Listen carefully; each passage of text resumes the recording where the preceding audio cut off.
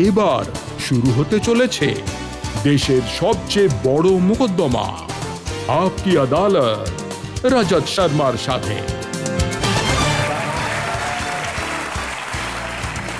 নমস্কার, আপকি আদালতে আপনাদের স্বাগত। আপকি আদালতে আজ পেশ করব কংগ্রেস পার্টির একজন তরুণ এবং ডায়নামিক নেতাকে। এমন একজন নেতা যিনি বিতর্ক থেকে দূরে থাকেন, কিন্তু যখন উনি কথা বলেন তখন অত্যন্ত তেজস্বী দেখায়। প্লিজ ওয়েলকাম লোকসভায় কংগ্রেস পার্টির chief whip, member of parliament Jyotiraditya Scindia.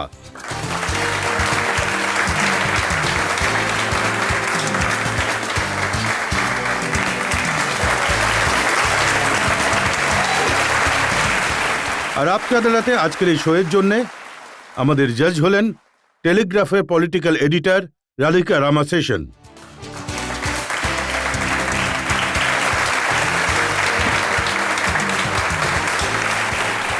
আর আজকের এই মোকদ্দমা শুরু করার আগে, সওয়াল জবাব আর অভিযোগের কার্যক্রম শুরু করার আগে আজকের জাজ রাধিকা রামাশেষনের অনুমতি চেয়ে নেব আজকের মামলা শুরু করার জন্য। আদালতের কার্যক্রম শুরু করা যাক। আপকি আদালতে প্রথম অভিযোগ জ্যোতিরাদিত্য সিন্ধিয়ার বিরুদ্ধে। আপকি আদালতে কংগ্রেস নেতা জ্যোতিরাদিত্য সিন্ধিয়ার বিরুদ্ধে অভিযোগ হলো যে তিনি পরাজয় মেনে নিতে পারেন না।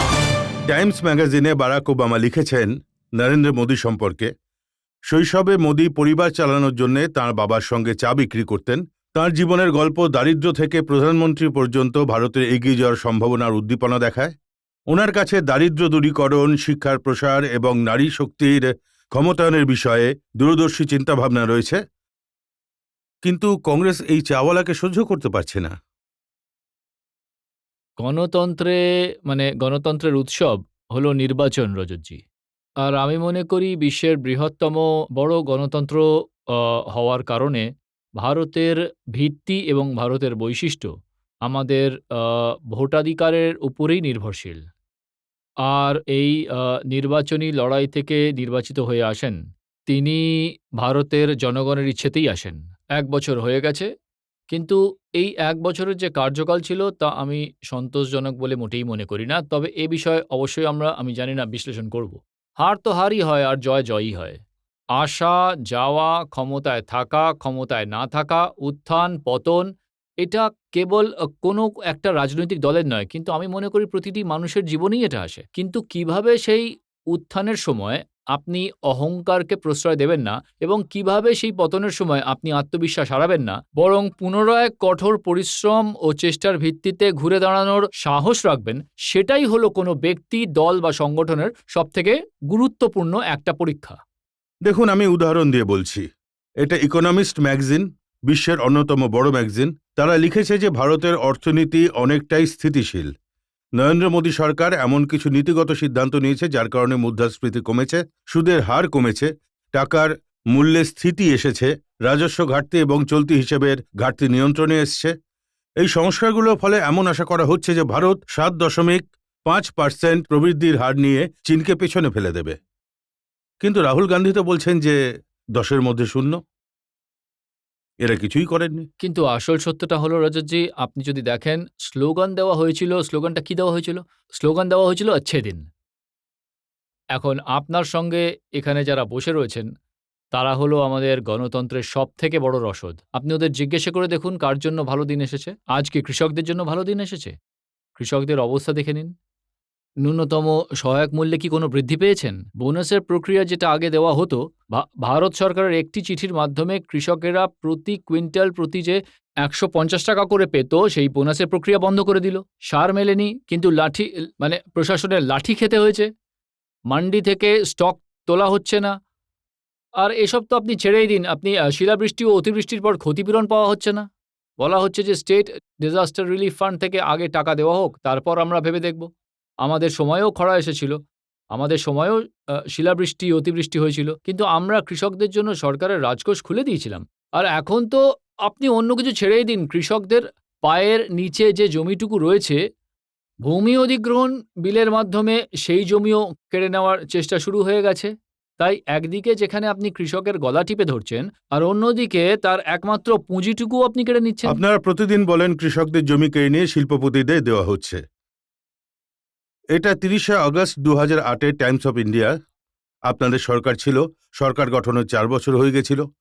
হরিয়ানার ঝজ্ঝারে 25,000 একর জমি, যার মূল্য 40,000 কোটি টাকা, তা কৃষকদের থেকে নিয়ে শিল্পপতিকে দেওয়া হয়েছিল। মহারাষ্ট্রের রায়গড়ে 10,000 একর জমি অন্য এক শিল্পপতিকে দেওয়া হয়েছিল, 30,000 কোটির জমি। ওড়িশায় 8,000 একর জমি, যার মূল্য 40,000 কোটি টাকা, মিত্তাল সাহেবকে দেওয়া হয়েছিল। আপনারা কৃষকদের জমি নিয়ে শিল্পপতিদের দিচ্ছিলেন, আর আজ তাদের হিতৈষী সাজছেন। আমি খুব খুশি হলাম যে আপনি এই প্রশ্নটা আমার করলেন। খুব আনন্দ হচ্ছে। আমি খুব খুশি হয়েছি। তবে এতে আমি আর আমি শুনুন, আমি সম্মানপূর্বক আপনার সঙ্গে পুরো কথাটা হ্যাঁ, শুনে হ্যাঁ, নিন। বলুন, অবশ্যই। এই যতগুলো প্রজেক্ট রয়েছে, এগুলোর কম্বাইন্ড জমি ছিল 92,000 একর, যা মুম্বাই শহরের অর্ধেক আকার। এবং এই জমির কারণে 5 লাখ কৃষক ক্ষতিগ্রস্ত হয়েছিল। 5 লাখ কৃষকের জমি নিয়ে শিল্পপতিদের দিয়ে দেওয়া হয়েছিল। তখন কি আপনাদের মনে পড়েনি যে সরকার শিল্পপতিদের না কৃষকদের? তো যেমনটা আমি বলছিলাম রজতজি, আমি খুব খুশি যে আপনি এই প্রশ্নটা তুলেছেন। আমারও খুব আনন্দ হচ্ছে যে কিন্তু আমি এর আপনাকে মধ্যে জিজ্ঞেস করেছি। ঠিক আছে, আমরা দুজনেই খুব খুশি। কিন্তু এতে আপনি একটা ডেটা পয়েন্ট ভুলে গেছেন, যে গুজরাটে শিল্পপতিদের দেওয়ার জন্য কত জমি নেওয়া হয়েছিল। সেটা আপনাকে বলবো আমি? হ্যাঁ। ওটাও বলে দিচ্ছি আপনাকে। কিন্তু প্রশ্ন তোলার সময় আপনি এই পয়েন্টটা মিস করলেন কেন? আমি জানতাম। আপনি কয়েকদিন পরপরই উল্লেখ করেন রাহুল গান্ধী তার প্রতিটি বক্তৃতায় আদানির নাম নেন। আমি কারোর নাম নিচ্ছি না, আমি তো আপনাকে রাজ্যের নাম বলেছি। সেই রাজ্যেরই শিল্পপতি হলেন আদানি, যার নাম রাহুল গান্ধী তার বক্তৃতায় নিয়ে থাকেন। গুজরাতে কংগ্রেসের মুখ্যমন্ত্রী ছিলেন অমর সিং চৌধুরী। তিনি আদানিকে প্রতি বর্গ মিটারে 25 পয়সা দরে জমি দিয়েছিলেন। কিন্তু এখনো আপনি আমার প্রশ্নের উত্তর দিচ্ছেন না কেন? আরে প্রশ্ন তো কিন্তু আপনাকে উত্তর দিতে না, হবে, আমাকে উত্তর কিন্তু দিতে এর হবে না। মধ্যে গুজরাটেরও না, হিসেব থাকা আপনি উচিত। দেখুন, নেই? যদি আপনি প্রশ্ন থেকে আমার প্রশ্নের যদি উত্তর আপনি দিন। প্রশ্ন থেকে পালাতে না, চান, আমি আমি কিন্তু একেবারেই পালাতে পালিয়ে দেব যাচ্ছি না। না। আমি তো বলছি, আমি তো প্রশ্নের আমি জবাব আপনাকে দিচ্ছি। পালিয়ে যেতে দেব না। আমি এই যে নিশ্চয়ই প্রশ্নের এই যে উত্তর দেব। 92,000 একর জমি, আমি এর নিশ্চয়ই উত্তর প্রশ্নের উত্তর হ্যাঁ, দিচ্ছিলাম। হুম। আমি তো কেবল একটি ছোট্ট যে ফ্যাক্ট মিসিং ছিল, না, সেদিকে আপনার আপনি দৃষ্টি বাঁচার আকর্ষণ চেষ্টা করছিলাম। করছিলেন। আপনি আমার শুধু প্রশ্ন থেকে দূরে আমি পালাচ্ছিলেন। একেবারেই বাঁচার আপনি চেষ্টা এড়িয়ে করছি যাওয়ার না। চেষ্টা করছিলেন। জমি অধিগ্রহণ করা হয়েছে, এতে কোনো দ্বিধাদ্বন্দ্ব নেই। রাজ্য সরকারগুলোর দ্বারা অধিগ্রহণ করা হয়েছে, তা সেটা বিজেপির রাজ্য সরকার হোক, কংগ্রেসের রাজ্য সরকার হোক, সমাজবাদী পার্টির হোক, বিএসপির হোক, যে কোনো পার্টির হোক, এতে কোনো দ্বিমত নেই। আর এই পরিস্থিতি ঠিক করার জন্য, নিয়ন্ত্রণ করার জন্য আমরা ভূমি অধিগ্রহণ বিধায়করা আমরা বিল নিয়ে এসেছিলাম সংসদ ভবনের ভিতরে। নাম্বার 1। নাম্বার 2, ক্ষতিপূরণের অর্থ এই সমস্ত উদাহরণেই দেওয়া হয়েছিল। নাম্বার 3, আমাদের মূল বিষয়টা কি? আমাদের বিষয় হলো এটা, যদি জমি কৃষকের হয় এবং এই দেশে যদি প্রান্তিক কৃষক থাকে, তবে কৃষকের থেকে তার সম্মতি ছাড়া আপনি কি জমি অধিগ্রহণ করতে পারেন?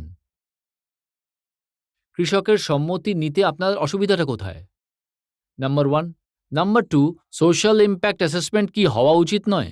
আর যখন রজতজি, আমি অবাক হচ্ছি, আপনিও শুনছিলেন আর আমিও শুনছিলাম, বাজেটে যখন সংসদে এই আলোচনা চলছিল, তখন বিজেপির পক্ষ থেকে রাজনাথ সিংজি, হুকুম নারায়ণ সিংজি, সুষমা স্বরাজজি বলেছিলেন যে এক টুকরো জমিও নেওয়া উচিত নয় সোশ্যাল ইম্প্যাক্টমেন্ট অ্যাসেসমেন্ট ছাড়া। এক টুকরো জমি নেওয়া উচিত নয় কোনো কৃষকের সম্মতি ছাড়া। এবং বিলটা পাশ হওয়ার সময় তারা টেবিল চাপড়াচ্ছিলেন। 1 বছরে এমন কি ভালো দিন চলে এলো যে আপনাদের এটার পরিবর্তন করতে হলো? সিন্ধিয়াজি, সোনিয়াজি কংগ্রেসের সভাপতি ভাষণ দিচ্ছিলেন জয়পুরে, আর তিনি বলছিলেন যে কোনো অবস্থাতেই কৃষকদের সেই জমি নেওয়া উচিত নয় যা বহু ফসলা জমি, যে জমিতে তারা একটার পর একটা বেশি বহু ফসল। ফসলি জমি, হ্যাঁ। কিন্তু হরিয়ানায় আপনাদের সরকার ছিল, 20,000 একর জমি সেকশন 4 এবং সেকশন 5-এর নোটিশ জারি করা হলো। সেই জমি নিয়ে নেওয়া হলো কৃষকদের কাছ থেকে। এবং তার কিছুদিন পর এটা গুরগাঁও, সোনিপত, ফরিদাবাদের সোনার ফসল ফলানো জমি, যে জমিতে রেসিডেন্সিয়াল কলোনি বানানোর অনুমতি দিয়ে দেওয়া হলো। রাতারাতি 2-2 4, 4-4 8, 8-8 16 হয়ে গেল। দেখুন, তখন নিশ্চয়ই এটা হয়ে থাকবে। তো আপনি যখন কখনো এই নিয়ে বলছেন- প্রশ্ন তোলেননি? না, নিশ্চয়ই এটা হয়ে থাকবে আপনি যখন বলছেন কথা। আপনি যদি কৃষকদের এতটাই মঙ্গল সেই চান কারণেই তো তাহলে রাজতজি- এটা আটকালেন না কেন? রজতজি, সেই কারণেই তো ভূমি অধিগ্রহণ বিলে বহু ফসলি জমি অধিগ্রহণ করার উপর সম্পূর্ণ নিষেধাজ্ঞা এবং নিয়ন্ত্রণ আরোপ করা হয়েছিল, যা এই বিজেপি সরকার সরিয়ে দিতে চায়। তারা যে অর্ডিন্যান্স নিয়ে এসেছে, এবং এই অর্ডিন্যান্স একবার নয়, দুবার নয়, তৃতীয়বার তারা নিয়ে এসেছে। দেশের ইতিহাসে প্রথমবারের মতো রাজ্যসভাকে ভঙ্গ করা হয়েছিল অর্ডিন্যান্স বা অধ্যাদেশটি পুনরায় পেশ করার জন্য। তাহলে এটা কি গণতন্ত্রের মূল্যবোধ ও প্রক্রিয়ার বিরোধী নয়? কিন্তু আপনি যে জেদ ধরে বসেই রয়েছেন যে my way or the highway, আমি অধ্যাদেশ একবার আনবো না, আমাদের সরকার একবার আনবে না, দুবার আনবে না, আমরা তো 3 বার আনবো, এবং প্রয়োজন হলে আমরা চতুর্থবারও নিয়ে আসবো। এটা কি গণতন্ত্রের বিরোধী নয়? আমি আপনাকে আরো একটা উদাহরণ দিচ্ছি। রবার্ট ভাদ্রা 2009-2010-এ রাজস্থানে উনি 2000 একর জমি কেনেন, আর তারপর সেই জমির কাছাকাছি সোলার এনার্জি প্রজেক্ট তৈরি করেন। সেই জমির দাম দিনে দ্বিগুণ, রাতে 4 গুণ, পরের দিন 8 গুণ হয়ে গেল। তো এতে আমি কি বলবো? এই দেশে প্রতিটি মানুষের অধিকার আছে জমি কেনার। আপনি এই স্টুডিও বানানোর জন্য এখানে নয়ডায় জমি কিনেছেন। কিন্তু সেই জমিতে স্টুডিও তৈরি আর আছে, সেটার উপরে আপনি বসে আছেন। ঠিক আছে, তো দেখুন, স্টুডিও এই বানিয়েছেন, যে তো জমিটার এটা কথা আপনি যদি বলছেন- আমি স্টুডিও বানাতে না চাই এবং আমি যদি সেটা কিনে থাকি, আমি বিনিয়োগ করেছি, আমি 10 বছর সেটা হোল্ড এটা করেছি, 10 বছর তাহলে হোল্ড কেন? করেনি। আপনি যদি উনি- 10 বছর হোল্ড করে শুনুন। থাকেন বা 2 বছর হোল্ড করে থাকেন, না, না। আপনি যদি কোনো নিয়ম লঙ্ঘন করে থাকেন, রবার্ট ভাদ্রার নাম শুনে ভয় পাবেন না, আপনি শুনে শুনুন নিন। না। না না, আমি একেবারেই ভয় পাচ্ছি না। আপনারও জেনে একটু আশ্চর্য লাগবে, 3.5 একর জমি হরিয়ানায় উনি কিনেছিলেন। আন্ডার ডেভেলপমেন্ট প্লট ছিল। 18 দিনের মধ্যে সরকার অনুমতি দিয়ে দিল। সেই কৃষকের জমি কমার্শিয়াল বানিয়ে দেওয়া হলো, এবং যখন কমার্শিয়াল করা হলো তিনি আরেকটা কোম্পানিকে দিয়ে দিলেন। তিনি এর ওপর কিছু হাজার টাকা খরচ করেছিলেন আর পেয়ে গেলেন কোটি কোটি টাকা।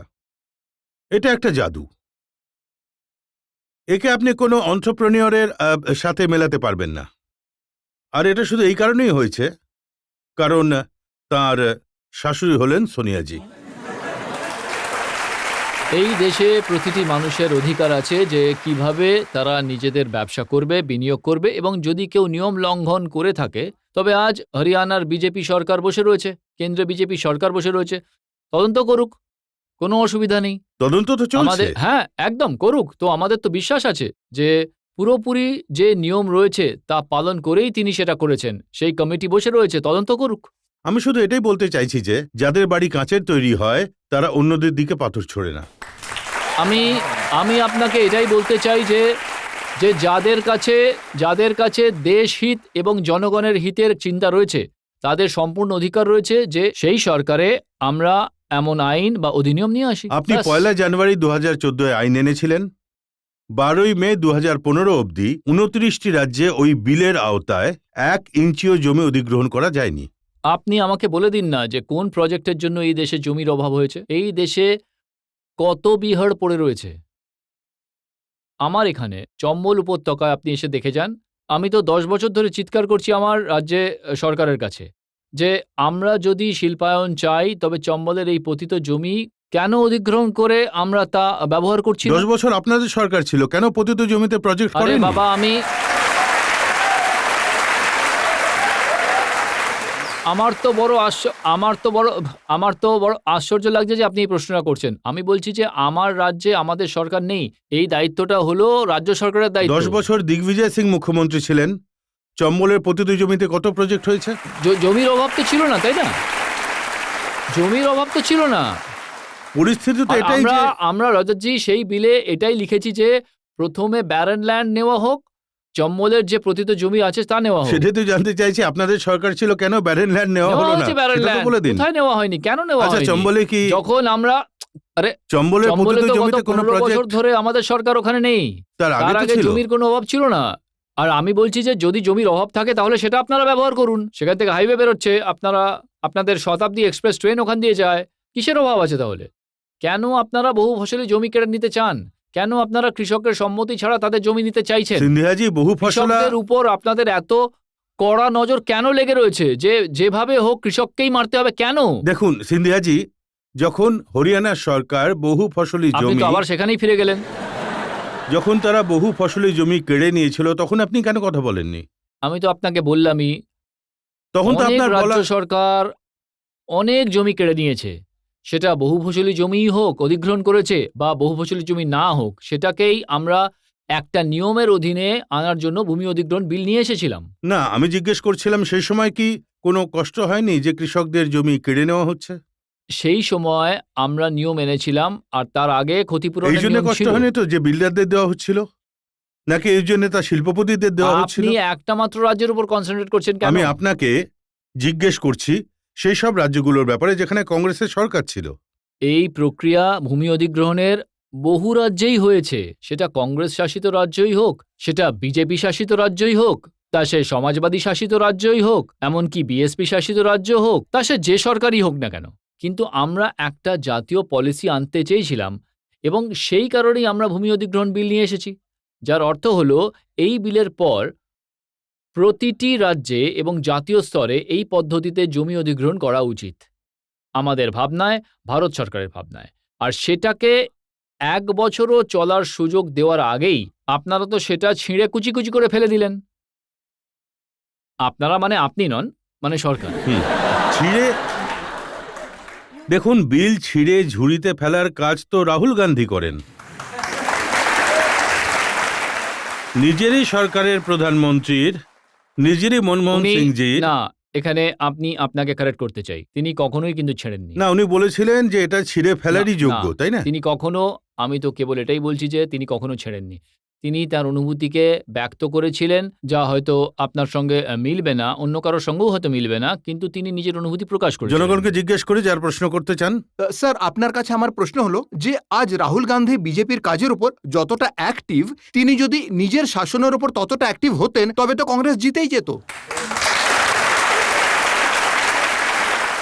সেই সময়েও তিনি এতটাই অ্যাক্টিভ ছিলেন। যদি আপনি দেখে থাকেন যে ভূমি অধিগ্রহণ বিল নিয়ে রজতজি এবং আমরা ও আপনারা সবাই এত দীর্ঘ সময় ধরে আলোচনা করলাম, তার ভিত্তি এবং জন্ম ভট্টাপারসোলের ঘটনার পরেই ঘটেছিল, যেখানে রাহুলজি লিড নিয়েছিলেন এবং তার ভিত্তিতেই তিনি এর ভিত্তিপ্রস্তর স্থাপন করেছিলেন।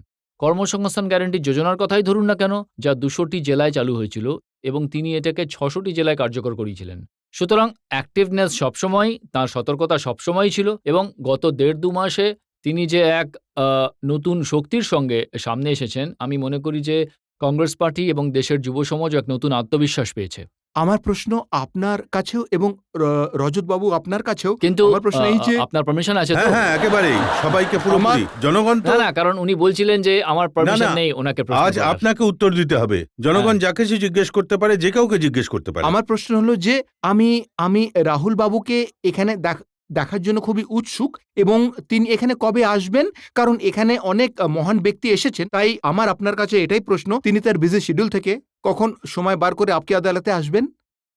আমার তো বিশ্বাস যে রজতজির আমন্ত্রণ থাকলে, যেমন আমরা সবাই ওনার আমন্ত্রণে আমি তো বহুবার এক ওকে সেকেন্ডে- আমন্ত্রণ এক- পাঠিয়েছি। এক সেকেন্ডে চলে আসি।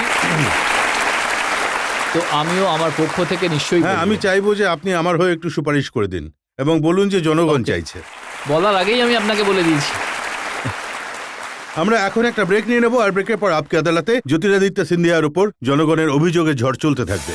সিলিন্ডার সস্তা হয়ে গেছে 103 টাকা, চিনি 39 টাকা থেকে 29 হয়ে গেছে, চাল 105 থেকে 65 টাকা হয়ে গেছে, বাবুরা এখন সময় অফিসে যান, জনধন যোজনায় 15 কোটি মানুষ অ্যাকাউন্ট খুলেছে, দুর্ঘটনা বিমা হতে পারে 12 টাকায়, জীবন বিমা হতে পারে 330 টাকায়। এত কিছু হয়ে গেল, আপনি জানতেই পারলেন না।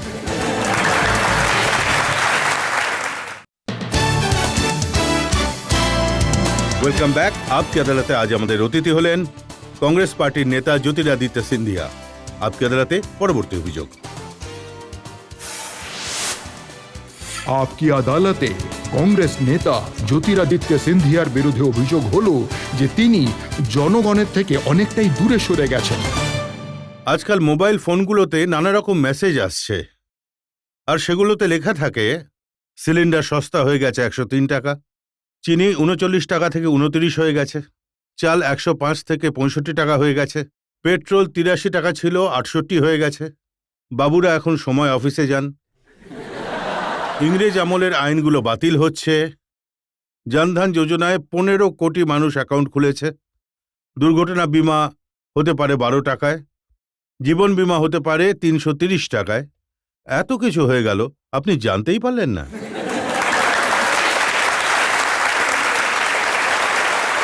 আপনি টমেটোর দাম জিজ্ঞেস করুন, আপনি পেঁয়াজের দাম জিজ্ঞেস করুন গ্রামীণ অঞ্চলে, আপনি আজ পেট্রোল ডিজেলের কথা বলুন, যে আন্তর্জাতিক বাজারে আজ 60% দাম কমেছে, যেখানে জাতীয় স্তরে 3% বা 4%ও দাম কমানো হয়নি। আপনি অন্যান্য আরও অনেক বিষয়ে কথা বলুন। এই যে আপনি জনধন যোজনার কথা বললেন, 12.5 কোটি অ্যাকাউন্ট খোলা হয়েছে গত 1 বছরে, এতে কোনো দ্বিমত নেই। আমরা কি জানি এই 12.5 কোটি অ্যাকাউন্টের মধ্যে কতগুলো অ্যাকাউন্টে জিরো ব্যালেন্স রয়েছে? 75% অর্থাৎ 8.5 কোটি অ্যাকাউন্টে জিরো ব্যালেন্স রয়েছে।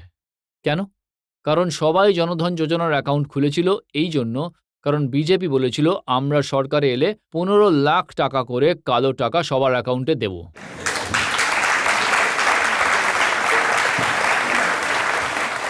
আর আজ যখন পুরো দেশ জুড়ে হতাশা এবং দেশের প্রতিটি মানুষ জিজ্ঞেস করছে যে আমার 15 লাখ টাকা কোথায় গেল, তখন বিজেপির সর্বভারতীয় সভাপতি বলেন, আরে ভাই, ওটা তো নির্বাচনী জুমলা ছিল। তো এটাই হলো ওদের বাস্তবতা। এই বাস্তবটা জনগণের কাছে কেন পৌঁছতে পারলেন না? আমরা পৌঁছচ্ছি এবং পৌঁছতে পারছি।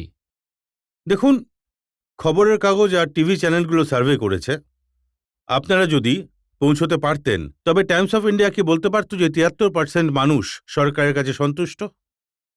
ভাস্কর কি বলতে পারত যে 61% মানুষ সরকারের কাছে সন্তুষ্ট? আমার খুব ভালো লাগছে। ইন্ডিয়া টুডে কি বলতো যে 56% মানুষ এনডিএর কাজে সন্তুষ্ট? এর মানে কোথাও না কোথাও আপনাদের কথা মানুষের কাছে পৌঁছয়নি। আমি খুব খুশি যে আপনি সার্ভে বা সমীক্ষার কথা বললেন, এবং আমাদের ভুলে যাওয়া উচিত নয় যে এই একই সমীক্ষাগুলোই 2009 সালে বলেছিল যে ইউপিএ সরকার গঠনের কোনো সম্ভাবনাই নেই। এগুলো সেই একই সমীক্ষা। আর কতদিন যেগুলো- 2009 আটকে থাকবেন আপনি? একটু সামনে এগোন। আমি বিশ্লেষণ করছি যে আপনি যে সমীক্ষার কথা তুললেন না, হুম, পাবলিক ইনভেস্টমেন্ট বাড়ছে না, আমাদের এক্সপোর্টস কমছে, পেট্রোল ডিজেলের দাম পর্যন্ত কমছে না, তাহলে আমরা কোন প্রবৃদ্ধির কথা বলছি? এই সমীক্ষাগুলো তো এও বলছে যে বিশ্ব জুড়ে নরেন্দ্র মোদী যে সফরগুলো করেছেন তার ফলে বিদেশে ভারতের মর্যাদা বেড়েছে। একেবারেই, মার্কেটিং প্রচুর হয়েছে। আমি তো বলবো এটা এক ফটো অপ সরকার, এবং এটাই আপনারা দেখছেন। একদিকে আমরা বলছি স্বচ্ছ ভারত, সব মন্ত্রীদের বলা হচ্ছে ঝাড়ু নিয়ে যাও, আর অন্যদিকে বাজেটের বরাদ্দ 50% ছাঁটাই করা হচ্ছে। তাহলে কোথা থেকে হবে স্বচ্ছ ভারত? স্বচ্ছ ভারত বা নির্মল ভারতের জন্য আপনাদের সরকার কত টাকা বরাদ্দ করেছে? 12,000 কোটি। এই সরকার কত রেখেছে? 6,000 কোটি। আপনাদের 12,000 কোটি দিয়ে কি পরিষ্কার হয়েছিল? না, হয়তো হয়নি, কিন্তু আপনি এটা বুঝে নিন যে সেই স্বচ্ছ ভারত যোজনায় কেবল পরিষ্কার পরিচ্ছন্নতাই নেই, যে টয়লেটগুলো তৈরি করা হয়, গ্রামে গ্রামে টাকা দেওয়া হয়, সবই এর মধ্যে অন্তর্ভুক্ত। আপনারা যদি শিক্ষার উপর আপনি আমাকে জিজ্ঞেস করেন যে যদি আমাদের সমস্ত যোজনার যে আশা আকাঙ্ক্ষা অনুযায়ী জনগণের মনোমতো হতো, তবে তো আমরা নিশ্চয়ই পুনরায় সরকারে আসতাম। এতে কোনো দ্বিমত নেই যে আমাদের অনেক ধরনের খামতি ছিল, সেই কারণেই তো আজ আমরা সরকারে নেই। দেখুন, সেই কারণেই তো আপনাদের যোজনাগুলোর ব্যাপারে বলা হয় যে সেগুলোতে হাজার হাজার কোটি টাকা রাখা হতো, কিন্তু সেগুলো কারোর না কারোর পকেটে চলে যেত, খরচা হতো না। সমস্ত প্রজেক্টেই খরচ হয়েছে। বিশ্লেষণ আমি এটাই করতে চাই, যদি আপনি এটা মনে করেন যে এর এর সমাধান হলো বাজেটে বরাদ্দ কমিয়ে দেওয়া এবং এতে দেশের উন্নয়ন হবে, আমি এর সঙ্গে একমত কিন্তু নই। আপনারা এটার উপর কোথায় ফোকাস করছেন? আপনারা তো প্রতিদিন বলছেন যে রাহুল গান্ধী বলছেন যে প্রধানমন্ত্রী বিদেশ সফরে ব্যস্ত, তিনি আজকাল হিন্দুস্তানে ট্যুরে আসছেন, উনি এনআরআই হয়ে গেছেন। কিন্তু এটাও তো বাস্তব। আপনি আমাকে বলুন, বর্তমানে দেশের ভেতরে যখন এত খারাপ অবস্থা কৃষিক্ষেত্রে, তাহলে কি আমাদের সেটার তদারকি বা এত সফর খারাপ করা উচিত অবস্থা নয়? দেখেও রাহুল গান্ধী 56 দিনের জন্য যখন- কোথাও উধাও হয়ে গেছিলেন। আত্মপর্যালোচনা করার জন্য গিয়েছিলেন, ওতে তো কোনো অসুবিধা নেই। এখন ফিরে এসে পুরোপুরি কাজে লেগে আছেন তো। মনমোহন সিংজি হ্যাঁ, 2009 থেকে 2010-এর মধ্যে 42 দিন বিদেশ সফরে গেছিলেন 14টা দেশে, 3 বার আমেরিকা গেছিলেন 1 বছরে। মোদি 57 দিন গেছেন। তুলনা করলে দেখা যাবে মাত্র 15 দিন বেশি গেছেন। তখন মনমোহন সিংকে কেন জিজ্ঞেস করেননি যে কেন আপনি বিদেশে ঘুরে বেড়াচ্ছেন, এখানে কৃষক সমস্যায় রয়েছে, আত্মহত্যা করছে, যাবেন না? তো প্রশ্ন হলো এই যে সেই সময়ে দেশের অভ্যন্তরীণ বিষয়ের সঙ্গে কোনো আপোষ করা হয়নি। আমাদের প্রধানমন্ত্রী দেশের অভ্যন্তরীণ বিষয়েও পুরোপুরি নিয়োজিত ছিলেন, তা সেটা সফরের কথাই হোক বা অর্থ দেওয়ার কথাই হোক কিংবা ক্ষতিপূরণের টাকা দেওয়ার কথাই হোক। যেমন উদাহরণস্বরূপ আমার রাজ্যে 2বার শিলাবৃষ্টি বা অতিবৃষ্টি হয়েছিল, আমরা ডেলিগেশন নিয়ে গিয়েছিলাম। একবার কেন্দ্র সরকার থেকে 1000 কোটি টাকা দেওয়া হয়েছিল, আর একবার 800 কোটি টাকা দেওয়া হয়েছিল কৃষকদের জন্য। এখন সেটা অন্য কথা যে কৃষকদের হাতে তার রাজ্য সরকারের মাধ্যমে পৌঁছয়নি, ওটা আলাদা বিষয়, কিন্তু টাকা তো কেন্দ্র সরকারই দিয়েছিল। সুতরাং যে প্রয়োজনীয়তাটা ছিল সেই সময় যে কোনো সেকশনে যেখানেই কোনো পীড়িত ব্যক্তি ছিলেন, সেখানে আমাদের প্রধানমন্ত্রী পুরোপুরি আত্মপর্যালোচনা করে সিদ্ধান্ত নিয়েছিলেন। এমন একটা উদাহরণ দিন যখন প্রধানমন্ত্রী মনমোহন সিং কোনো কৃষকের বাড়ি গিয়েছিলেন যার বাড়ি ধ্বংস হয়ে গেছে। তিনি বহুবার সফর করেছেন, অনেক জায়গায় গিয়েছেন। কোনো একটা উদাহরণ মনে পুরো- আছে? পুরো সফর আমি করেছেন। তো রিসার্চ করেছি, একটা উদাহরণও পাইনি যখন শিলাবৃষ্টিতে কারোর ফসল নষ্ট হয়ে গেছিল আর তিনি- প্রধানমন্ত্রী মনমোহন সিংজি গিয়েছেন, সোনিয়া গান্ধীজি গিয়েছেন, কিছুদিন আগেও গিয়েছেন। না, এখন তো যাচ্ছেন, এখন তো যুগ তখনও গিয়েছেন, বদলেছে। তখনও গিয়েছেন, কিন্তু তখনও গিয়েছেন, যখন যখন এখনো যখন গেছেন, মনমোহন তখনও সিং- গিয়েছেন। কংগ্রেসের খারাপ দিন এই জন্য এসেছে কারণ এই যে রাজারা আছেন এরা প্রজাদের ছেড়ে দিয়েছেন, প্রজারা পেছনে চলে গেছে, এরা কোনো কৃষকের বাড়ি যাননি, তাই খারাপ দিন এসেছে। এরা যদি প্রজাদের সাথে থাকতেন তবে এদের ভালো দিন আসতো। আমি ওর অনুভূতির অত্যন্ত সম্মান করি এবং আমি নিজেই এই শোতে বলেছি যে নিশ্চয়ই আমাদের খামতি ছিল, সেই কারণেই আজ আমরা বিরোধী আসনে বসে রয়েছি এবং আমরা যদি এটাকে স্বীকার না করি তবে ক্ষতিটা আমাদেরই হবে। তাই আমি এই ইস্যু থেকে কখনো পালিয়ে যাচ্ছি না এবং আমি কখনো বলছি না যে আমাদের কোনো খামতি ছিলই না।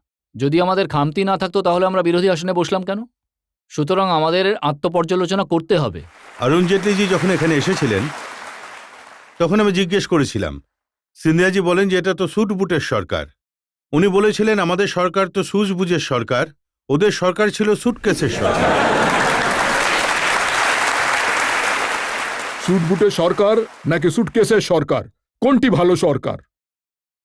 আমি মনে করি যে না স্যুট বুটের সরকার আর না সুটকেসের সরকার। কিন্তু আমি তাহলে আসলে- কেন? আপনি প্রশ্ন জিজ্ঞেস ওনাকে করেছেন, বলতে আমাকে দিন। সুযোগ তো দিন বলার। আমি মনে করি যে জনহিতের সরকার, জনসেবার সরকার, উন্নয়নের সরকার এবং স্বচ্ছতার সরকার। যে কোনো দলই সরকারে বসুক না কেন, আমাদের এটা ভোলা উচিত নয় যে আমাদের সেখানে জনগণ বসিয়েছে সেবা করার জন্য, উন্নয়নের জন্য এবং প্রগতির জন্য। এই মানসিকতা যখন আমাদের মস্তিষ্কে থাকবে না, কিন্তু এই মানসিকতা আমাদের হৃদয়ে থাকবে, তখনই দেশের আসল উন্নয়ন এবং আসল প্রগতি হতে পারে। এরা বলছেন যে আমাদের 1 বছরে এই জিনিসগুলো হতে পারতো না। তো আমি ওনাকে বলতে চাই যে জিজ্ঞাসা করুন, বিজেপি যদি 1 বছর হয়ে থাকে আর এরা বলছেন যে এরা এটা করেনি, ওরা ওটা করেনি, তাহলে এরা কিভাবে নিজেদের দিনগুলোর কথা ভুলে গেলেন যখন এনারা ঠিক সেই সময়ের কমনওয়েলথ গেমসে কি কি করেছিলেন? হ্যাঁ, সেটা বলুন। এটা তো আপনাদের সবার জানা যে হ্যাঁ ভাই, কত টাকা, কত আরব টাকার ক্ষতি হয়েছিল দেশের, তখন আপনাদের মনে ছিল না? আমি তো আপনাদের কাছে এটাই নিবেদন করতে চাই যে যে কোনো সরকারের মূল্যায়ন তখনই হয় যখন তাদের কথা ও কাজের মধ্যে পার্থক্য থাকে। এদের যদি বক্তব্য না থাকতো এই সমস্ত বিষয়ে, আমি আপনাকে আরও একটি উদাহরণ দিই। দেড় বছর আগে যখন টাকার মান ৬৩ টাকা ছিল, তখন এটা বলা হয়েছিল যে ইউপিএ সরকার নাকি টাকাকে ভেন্টিলেটরে শুইয়ে দিয়েছে, আর আমরা এলে আমরা এটাকে ৪৮ টাকায় ফিরিয়ে আনবো। গত ৩ মাসে এদেরই কমার্স মিনিস্টার নির্মলাজি বক্তব্য দিয়েছেন যে টাকার মান ৬৪ টাকাতেই থাকা উচিত, তবেই আমাদের রপ্তানি ভায়াবল হবে। আজকেও তা ৬৪ টাকাতেই আছে। তাহলে যে টাকা ভেন্টিলেটরে ছিল তা আজ ভেন্টিলেটর থেকে অফ কেন হলো না? আজও কেন ভেন্টিলেটরে রয়েছে? সুতরাং যখন কোনো সরকারের কথা ও কাজের মধ্যে এত বেশি মাত্রায় পার্থক্য থাকবে, তখন সেটার মূল্যায়ন করা বিরোধীদের ভূমিকা এবং আমাদের দায়িত্ব, যেটা আমরা করব। উনি যে প্রশ্নটি করতে চাইছেন, এমন প্রশ্ন সোশ্যাল মিডিয়াতে প্রচুর আসছে। নেহরুজি ১৬ বছর ২৮৬ দিন প্রধানমন্ত্রী ছিলেন, ইন্দিরাজি ১৫ বছর ৯১ দিন প্রধানমন্ত্রী ছিলেন, রাজীব গান্ধী ৫ বছর ৩২ দিন প্রধানমন্ত্রী ছিলেন, মনমোহন সিংজি ১০ বছর ৪ দিন প্রধানমন্ত্রী ছিলেন। যোগ করলে দাঁড়ায় ৪৭ বছর ৪৮ দিন। ৪৭ বছর ৪৮ দিনে আচ্ছে দিন আসতে পারল না, আর আপনারা চান ১ বছরে চলে আসবে? আমি আপনার সঙ্গে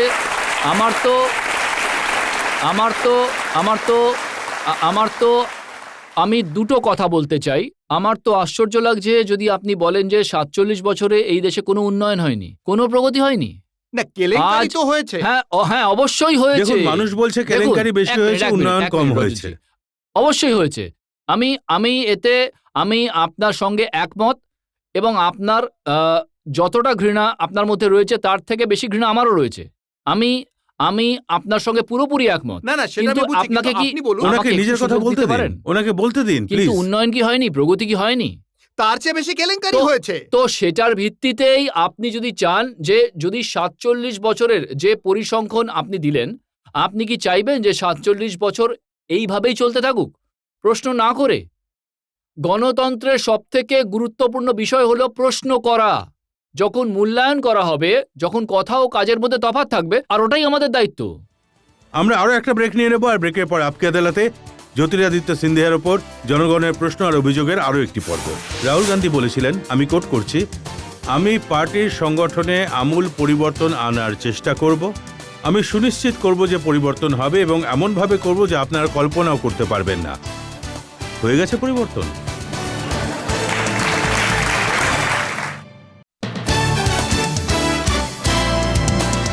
ওয়েলকাম ব্যাক। আপকে আদালতে আজ মোকদ্দমা চালাচ্ছি কংগ্রেস পার্টির নেতা জ্যোতিরাদিত্য সিন্ধিয়ার ওপর। আপকে আদালতে পরবর্তী অভিযোগ।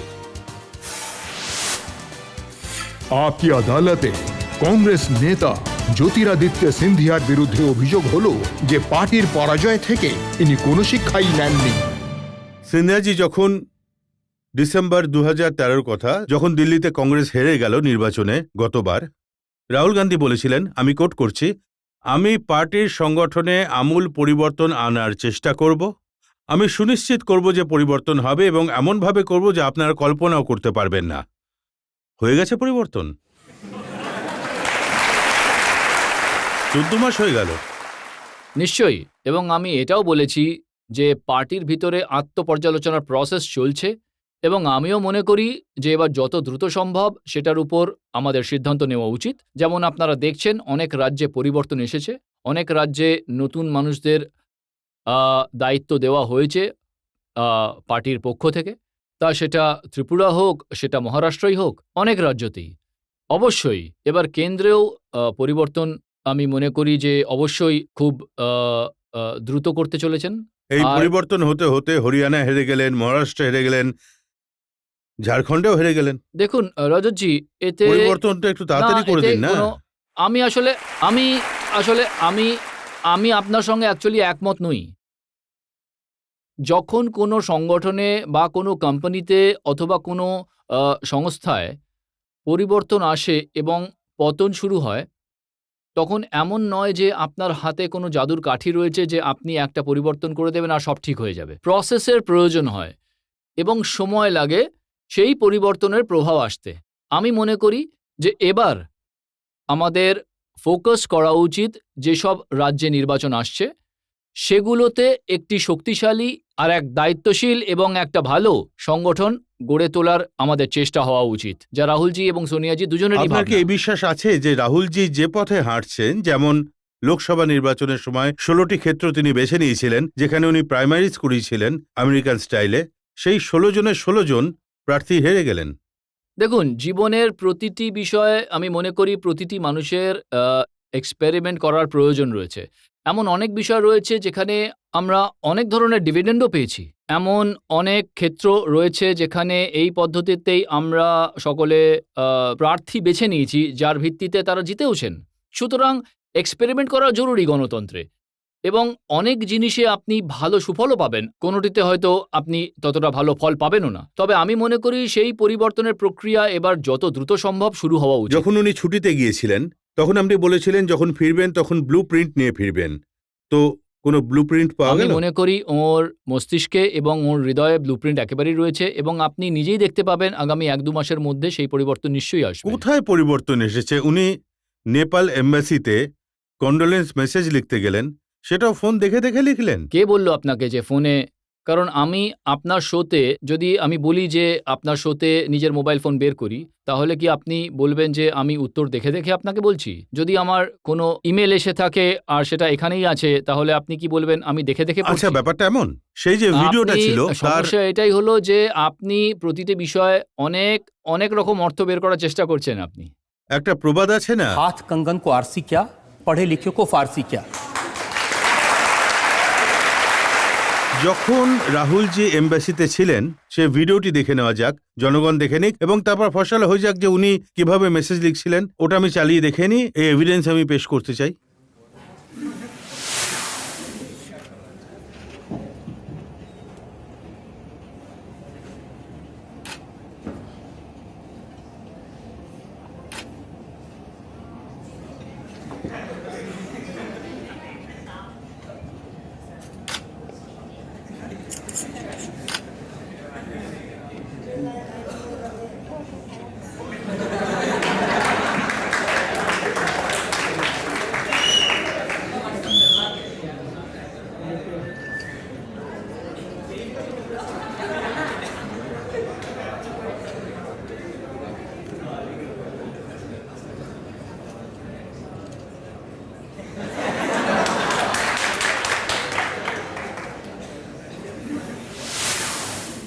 এবার আপনি বলুন।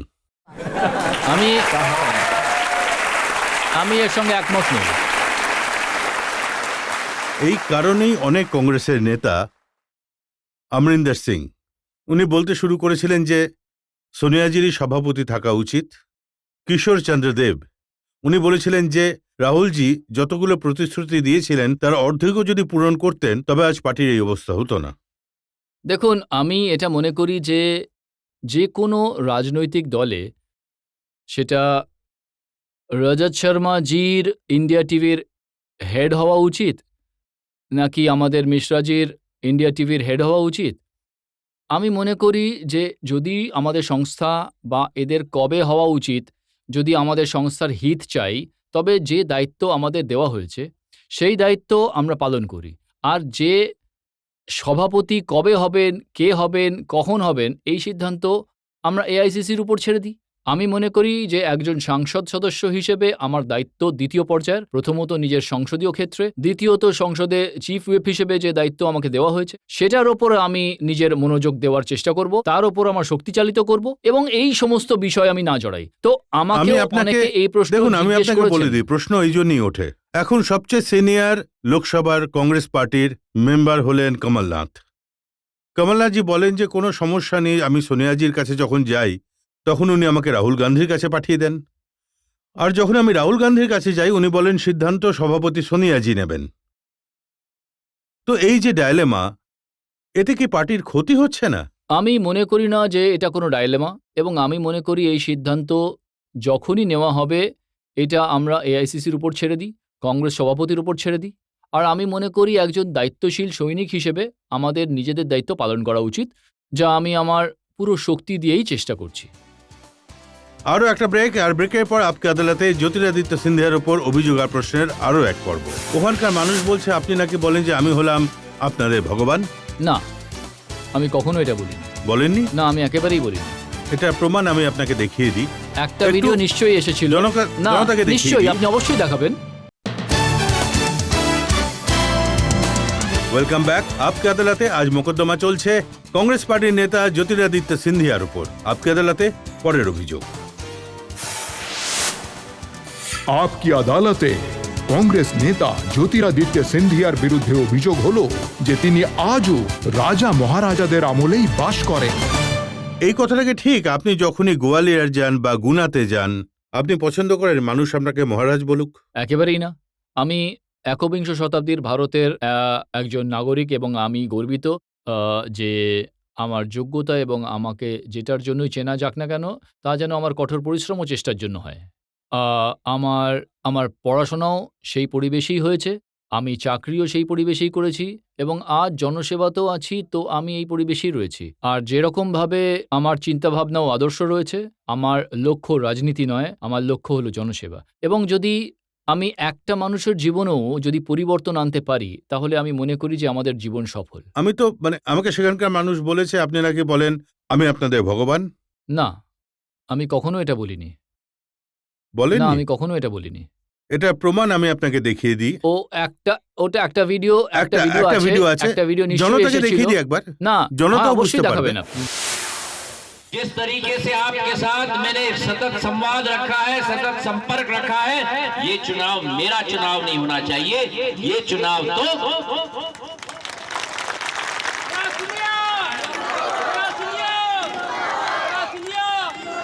जिस तरीके से भगवान के रूप में मैं आपको हर महीने आपके बीच में आकर आपके समस्याओं का समाधान निकालता हूं, विकास प्रगति लाता हूं, उसी तरह मतदान के दिन एक दिन प्रजातंत्र के मंदिर में जाकर मतदान के केंद्र में जाकर এই ভিডিওটা আগেও দেখানো হয়েছিল।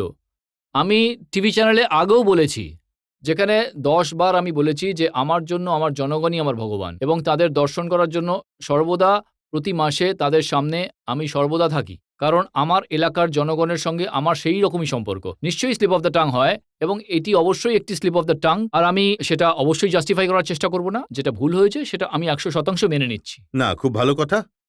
কুইকলি 2-3টে প্রশ্ন। হ্যাঁ, ওখান থেকে নেওয়া যাক। সেকেন্ড রোতে। এখন রিসেন্টলি আমরা দেখছি যে রাহুল গান্ধী খুবই অ্যাক্টিভলি কাজ করছেন। তো আমার প্রশ্ন এটাই যে রাহুল গান্ধী এখন তো অ্যাক্টিভ, আর ও যা ইচ্ছে তাই বলে। হতে পারে ওনাকে কেউ বলে যে এরম ভাবেই বলতে হবে, তো কিছু বলার আগে কি কোনো হোমওয়ার্ক করেন না? আমি রিসেন্টলি একটা ব্যাপার দেখলাম, একটা ফুড পার্ক নিয়ে, যেটা ওনারই কনস্টিটুয়েন্সির ভেতরে পড়ে, যেটা কিনা কংগ্রেসের সময় ডিসাইড হয়ে গিয়েছিল যে এটা হবে না, কিন্তু হঠাৎ করে ওনার আজকে এই ফুড পার্কের কথা মনে পড়লো। ব্যাপারটা কি একটুখানি বলুন না। হোমওয়ার্ক কি করে আসেননি উনি, নাকি আপনি যে এই ইস্যুটা তুলেছেন তাতে আমি খুশি এবং আমি এটাও আপনার নজরে আনতে চাই যে সেই ফুড পার্ক কংগ্রেস সরকারের আমলে ক্যান্সেল হয়নি, কিন্তু সেই ফুড পার্ক 30শে জুন 2014-তে বাতিল হয়েছিল, যখন এই বিজেপি সরকার এসেছিল। সেটার ক্যাবিনেট নোটও আমাদের কাছে রয়েছে, যা আপনি চাইলে আমি আপনাকে স্যার, দিতেও আমি পারি। অনেক নিউজ চ্যানেলে দেখেছি যে এটা ক্লিয়ার করে বলা হয়েছে যে কংগ্রেসের সময়ই ডিসাইড করা হয়েছিল যে ওই ফুড পার্কটা হবে না, ওটা কংগ্রেসের রাজের সময়ই ছিল। আর এইটা ক্লিয়ার হওয়ার পর 1 বছর পর ওনার হঠাৎ এখন মনে হলো ফুড মার্টের ব্যাপার, আর উনি এখন বলছেন যে ফুড পার্ক হবে না কারণ বিজেপি ক্যান্সেল করেছে। সেটা আমি কি ঠিক? আপনাকে আবারও বলতে চাই, সেই অর্ডারটিও যদি আপনি চান তবে আপনার সামনে রাখতে পারি, যেখানে 30শে জুন 2014 তারিখ দেওয়া রয়েছে যে মন্ত্রিসভার মিটিংয়ে, ফুড প্রসেসিং মিনিস্ট্রির মিটিংয়ে সেই ফুড পার্ক বাতিল করা হয়েছিল এবং 30শে জুন 2014-তে বিজেপির সরকার ছিল। কিন্তু স্যার, কিন্তু তাতে তো আসল কথা হলো যে জনগণের মনে এই ইমপ্রেশন তৈরি হয়েছে যে রাহুল গান্ধী হোমওয়ার্ক করে আসেন না। নিজের হোমওয়ার্ক উনি পুরোপুরি করেন প্রতিটা বিষয়েই, এবং আপনি দেখেছেন সংসদেও এবং সংসদের বাইরেও তিনি যখন কোনো বিষয় নিয়ে কথা বলেন তখন তথ্যের ভিত্তিতেই বলেন। আমরা একটা ব্রেক নিয়ে নেব, আর ব্রেকের পর আপকে আদালতে আজকের জাজ রাধিকা রামাসেশনের রায়দান আজকের মামলার।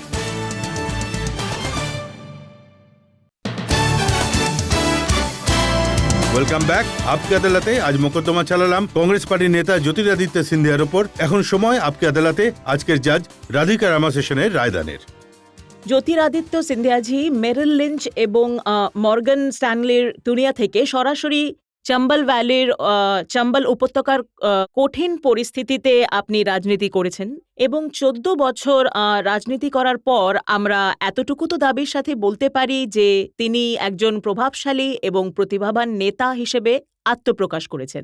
আজ আপকি আদালতে তিনি কঠিন থেকে কঠিনতম প্রশ্ন বেশ ভালোভাবে হ্যান্ডেল করেছেন, বেশ ভালোভাবে চাতুর্যের সাথে সেগুলোকে ফিল্ড করেছেন। যদি কোথাও তিনি খামতি রেখে থাকেন, তবে আমি বলবো যে যেসব প্রশ্ন রবার্ট ভাদ্রাজি বা রাহুল গান্ধীজির বিবৃতির ওপর ছিল, সেখানে আমার মনে হয় তিনি কিছুটা খামতি রেখে গেছেন, সামান্য খামতি থেকে গেছে, কিন্তু এটা ওর দোষ নয়, কারণ তিনি কংগ্রেস পার্টির একজন দায়িত্বশীল সিপাহী।